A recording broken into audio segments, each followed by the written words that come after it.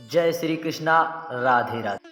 आज हम सभी लोग बृहस्पतिवार की कथा को बड़े ही प्रसन्न चित्त भाव से श्रवण करें।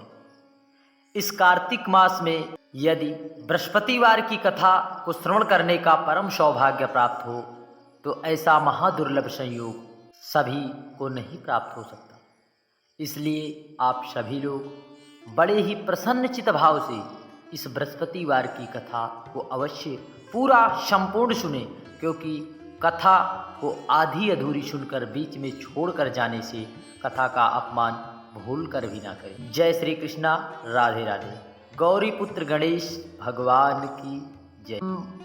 प्रथम अग्र पूजक देवता भगवान गणेश जी को नमन करते हैं और माँ शारदा को भी नमन कर इस बृहस्पतिवार की कथा को बड़े ही प्रसन्न चित्त भाव से श्रवण करते हैं। भारतवर्ष में एक महाप्रतापी राजा और दानी राजा अपना राज्य, अपनी प्रजा का पालन पुत्रवत किया करते थे।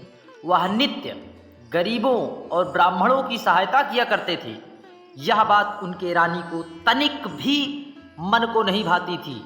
वह ना तो गरीबों को दान देती और ना ही भगवान का पूजन करती थी, और राजा को भी दान देने से मना करती थी। वह राजा को भी दान देने से मना कर देती थी। एक दिन राजा शिकार खेलने के लिए वन में गए थे, तो रानी महल में अकेली थी। उसी समय भगवान बृहस्पति देव साधु का वेश धारण करके राजा के महल में भिक्षा मांगने के लिए आए।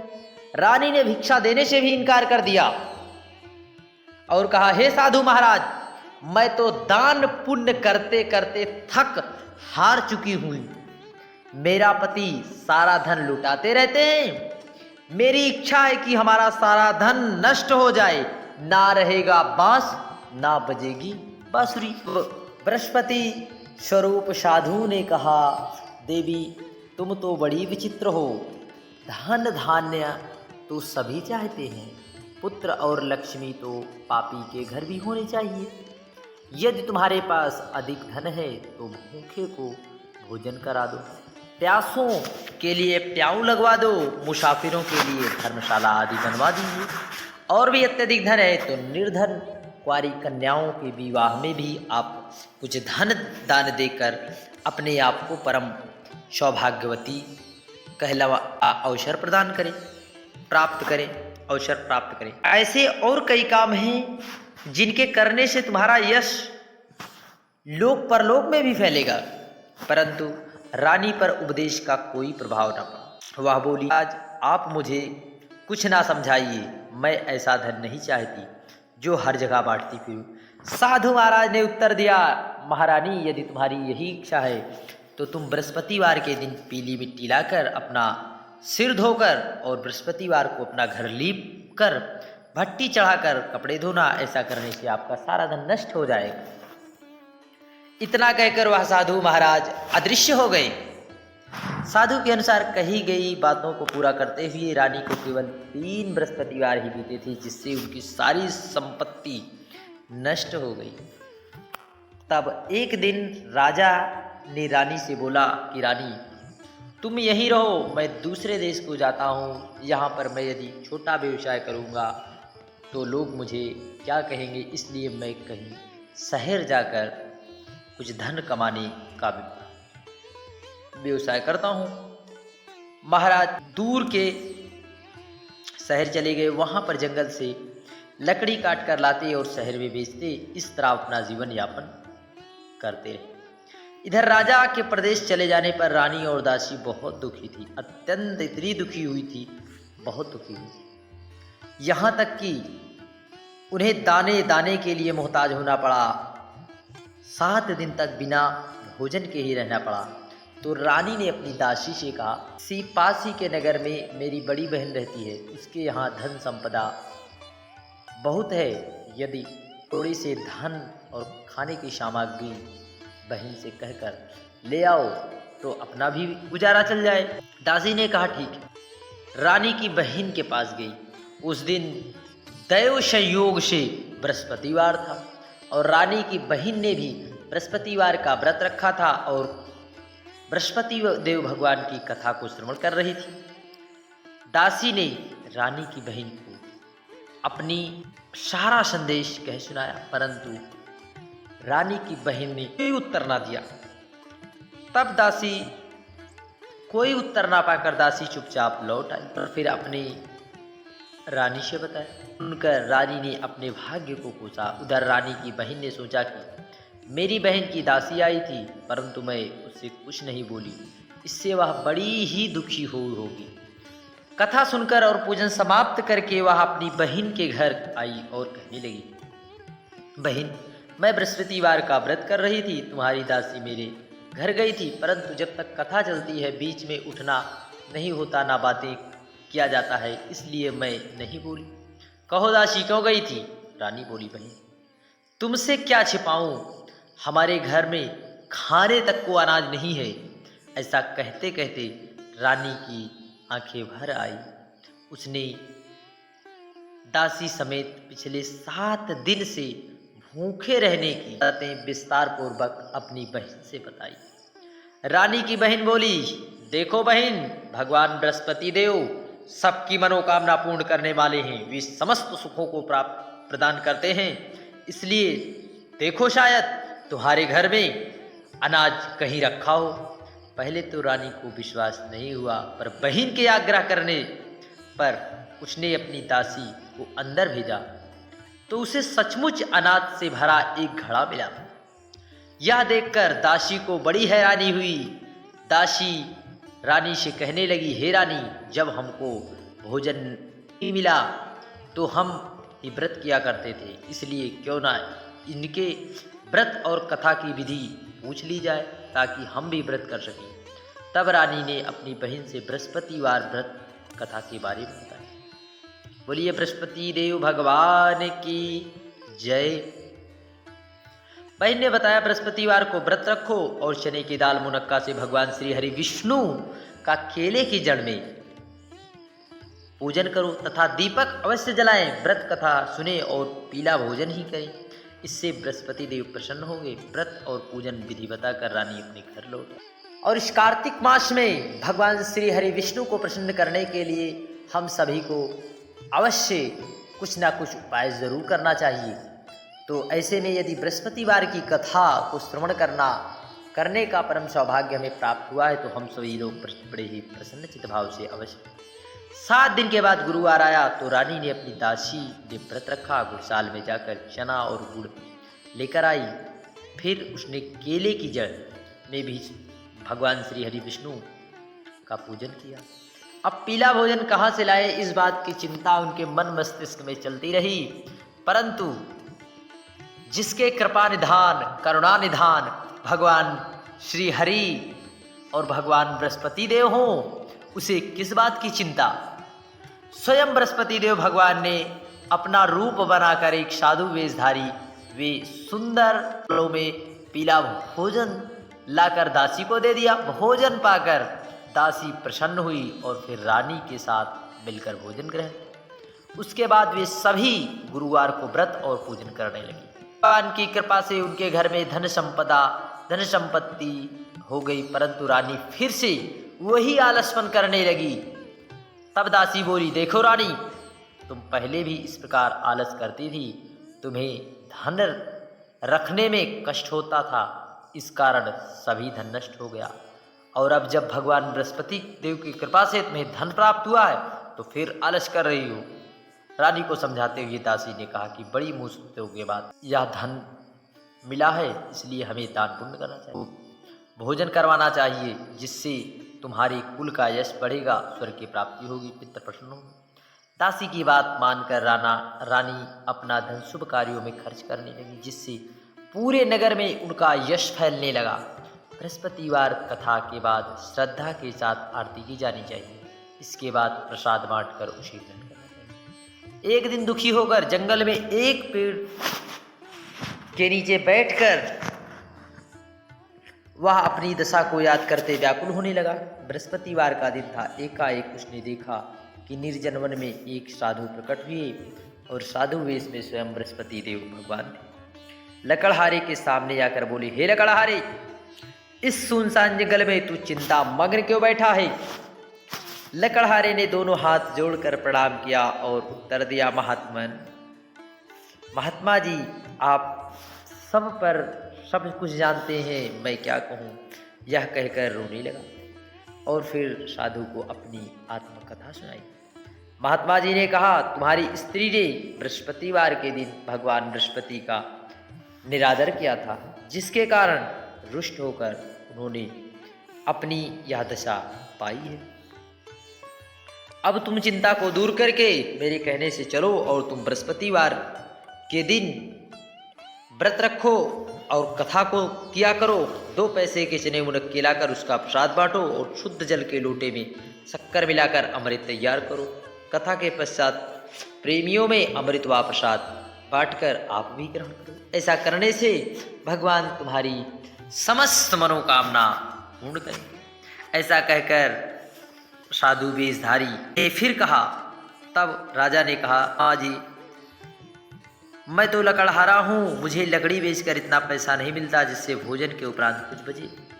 तब भगवान बृहस्पति देव ने कहा, आज तुम पास ही के नगर में जाओ और वहाँ पर आज रोजाना की तरह तुम लकड़ी लेकर शहर जाओ, तुमको रोज से दूना धन प्राप्त होगा, जिससे तुम भली भांति भोजन कर लोगे। बृहस्पति देव की पूजा का सामान दिया जाएगा। इतना कहकर साधु अंतर्ध्यान हो गए। धीरे धीरे समय व्यतीत होने पर वही बृहस्पतिवार का दिन आया। लकड़हारा जंगल से लकड़ी काटकर किसी शहर में बेचने गया तो उसे दिन से अत्यधिक धन मिला और राजा ने चना गुड़ आदि लाकर गुरुवार का व्रत किया। उसी से उसके सारे क्लेश दूर हो गए। जब दोबारा गुरुवार आया तो बृहस्पतिवार का व्रत ही करना भूल गए। इससे बृहस्पति देव नाराज हो गए। उस दिन उस नगर में राजा ने विशाल यज्ञ का आयोजन भी किया। आज्ञा दे दी, मनुष्य अपने घर में भोजन ना बनावे, ना आग जलावे, समस्त जनता मेरे यहाँ भोजन करे। अब इस आज्ञा को जो ना माने उसे फांसी दे दी जाए। इस तरह घोषणा की संपूर्ण नगर में करवा दी। राजा की आज्ञा अनुसार शहर के सभी लोग भोजन करने के लिए आए, लेकिन लकड़हारा कुछ देर से आया और राजा उसको अपने साथ ले लिवा गए और ले जाकर भोजन करा दी। तो रानी की दृष्टि उस खूंटी पर पड़ी जिस पर हार लटका हुआ था। वह हार दिखाई ना दिया। ये निश्चय किया, मेरे हार इस मनुष्य ने चुरा लिया। उसी समय सिपाहियों को बुलाकर उसको कारागार में डलवा दिया गया। जब लकड़हारा कारागार में पड़ा हुआ बहुत दुखी मन से विचार करने लगा, ना जाने कौन से पूर्व कर्म के कारण दुख भोग प्राप्त हो रहा है। उसी साधु को याद करने लगा जो जंगल में जाता। उसी समय तत्काल बृहस्पति देव साधु के रूप में प्रकट हुए और उसकी दशा को देखकर कहने लगे, अरे मूर्ख, तुमने बृहस्पतिवार की कथा नहीं करी, इस कारण तुम्हें यह दुख प्राप्त हो रहा। अब चिंता मत कर, बृहस्पतिवार के दिन कारागार में दरवाजे पर 4 पैसे पड़े मिलेंगे, उनसे तू बृहस्पतिवार का पूजन करना। बृहस्पति देव का बृहस्पतिवार के दिन से 4 पैसे मिले। लकड़हारे ने कथा कही। उसी रात्रि को बृहस्पति ने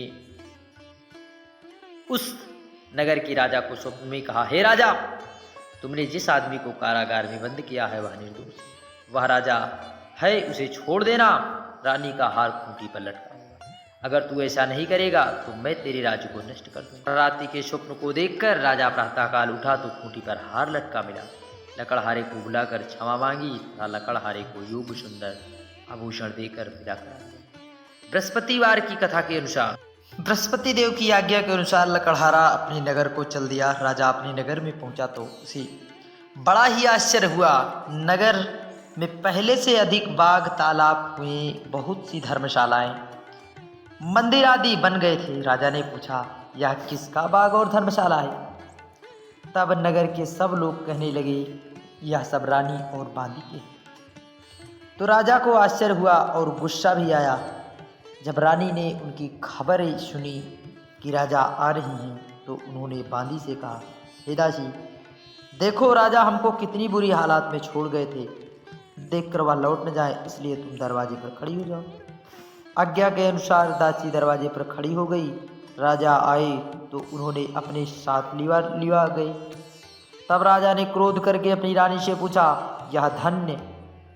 यह धन तुमने कैसे और किस प्रकार प्राप्त हुआ है। तब उन्होंने कहा, यह सब बृहस्पति देव के व्रत के प्रभाव से प्राप्त हुआ है। राजा ने निश्चय किया और 7 रोजों के बाद भगवान बृहस्पति देव को प्रसन्न करने वाला गुरुवार का दिन आ ही गया। प्रतिदिन दिन में 3 बार कहानी तथा रोज व्रत किया करेगा। अब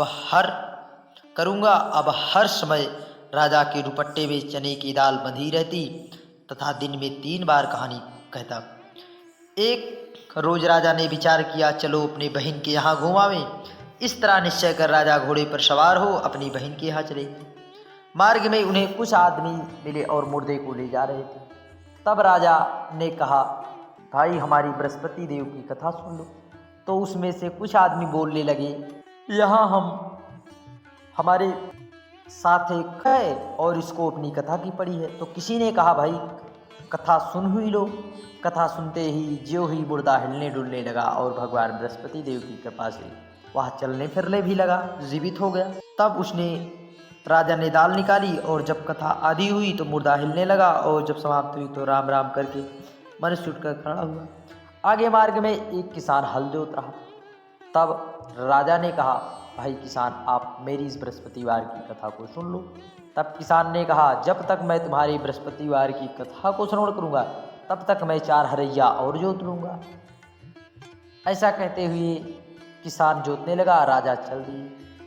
और जब किसान की पत्नी आई तो देखी कि बैल और किसान दोनों मूर्छित अवस्था में पड़े हैं। तब वह दौड़ कर गई और राजा से आग्रह की, मैं तुम्हारी कथा सुनूंगी। और कथा के प्रभाव से वे दोनों उठ खड़े हो गए। ऐसा करते राजा अपने बहन के घर पहुंचाए और सुबह हुई, रात्रि व्यतीत हुई, सुबह हुई। तब राजा ने उसी प्रकार 7 लोगों को कथा सुनाने का संकल्प जो लिया था 7 बार का, उसी क्रम में उन्होंने कहा, बहन कोई है जो हमारी इस बृहस्पतिवार की कथा को सुनेगा। तो बहन ने कहा, भैया यहाँ पर लोग बिना खाए, तो क्या बिना खाए कुछ कार्य नहीं करते? यहाँ पर सभी लोगों ने भोजन ग्रहण किया है। तब उनकी कृपा से एक कुम्भकार का लड़का बहुत ही अत्यधिक बीमार था और उसके घर में रोटी अर्थात चूल्हा नहीं जला। तब के यहाँ जाकर राजा ने कथा सुनाई और वह बच्चा ठीक हो गया। तब सभी लोगों ने बृहस्पतिवार के दिन व्रत करना आरंभ कर दिया। उसी के प्रभाव से जब बहन की सास ने सुना इनका भाई आया है या ज़रूर इनके पुत्रों को ले जाएगा, ऐसा सुनकर कि राजा के पास पुत्र नहीं थे, ऐसा सुनकर रानी की बहन की सास ने कहा, इनके घर संतान नहीं है, या कैसे जाएगी? राजा सास ने कहा, कहाँ चली? परंतु उसने अपने लड़कों को मत ले जाना क्योंकि तेरे भाई की औलाद नहीं है। बहन ने अपने भाई से कहा, हे भैया मैं तो चलूंगी पर बालक नहीं। बड़े दुखी मन से राजा अपने नगर को लौट आए। राजा ने अपनी रानी से कहा, हम निर्वंशी हैं, हमारा मुंह देखने का धर्म नहीं है और कुछ भोजन आदि नहीं। रानी बोली, हे प्रभु आप क्यों उदास हो रहे हैं? जब भगवान बृहस्पति देव ने हमें धन संपदा दी है तो निश्चित है वह हमें पुत्र अवश्य देंगे, हम व्रत करेंगे। तब उस रात स्वप्न में राजा के स्वप्न में भगवान बृहस्पति देव आए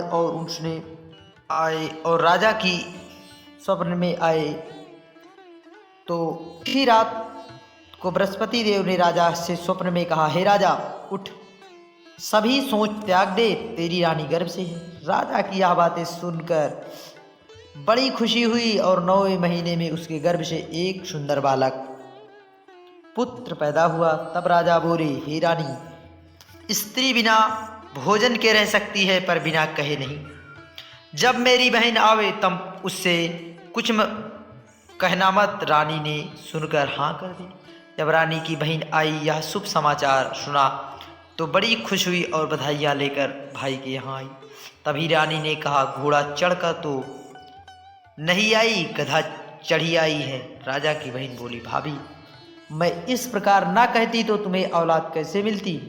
बृहस्पति देव ऐसे हैं कि जिनके जैसी मनो में कामनाएं होती हैं सभी को पूर्ण करते हैं। का जो व्रत करते हैं एवं कथा पढ़ता है, सुनता है, दूसरों को सुनाता है, बृहस्पति देव उसकी सारी मनोकामना पूर्ण करते हैं। भगवान बृहस्पति देव उनकी सदा रक्षा करते हैं। संसार में जो मनुष्य सद्भाव से भगवान श्री हरि का पूजन सच्चे हृदय से करता है तो उसकी सारी मनोकामना पूर्ण होती है। हे भगवान, जैसी सच्ची भावना से रानी और राजा ने उनकी कथा का गुणगान किया, उनकी सभी इच्छाएं बृहस्पति देव ने पूर्ण की। इसलिए पूर्ण कथा सुनने के बाद प्रसाद लेकर जाना चाहिए, हृदय में से उनका मनन एवं जयकारा बोलना चाहिए। बोली बृहस्पति देव भगवान की जय। आइए हम सभी लोग बड़े प्रेम से और प्रसन्नचित भाव से बृहस्पति भगवान की आरती को हम सभी लोग करते हैं।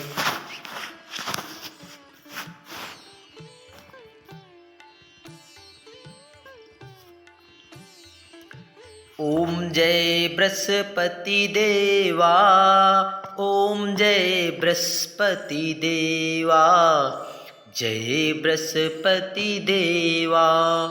छिन छिन भोग लगाऊं कदली फल मेवा, ओम जय बृहस्पति देवा, ओम जय बृहस्पति देवा। तुम पूर्ण परमात्मा, तुम पूर्ण परमात्मा, तुम अंतर्यामी, तुम अंतर्यामी। जगत पिता जगदीश्वर, तुम सबके स्वामी, तुम सबके स्वामी। ओम जय बृहस्पति देवा। चरणामृत निज निर्मल, सब पातक हरता, सब पातक हरता। सकल मनोरथ दायक, कृपा करो भरता, कृपा करो भरता। ओम जय बृहस्पति देवा। तन मन धन अर्पण, तन मन धन अर्पण, कर जो जन शरण पड़े। प्रभु प्रगट तब हो कर आकर द्वार खड़े।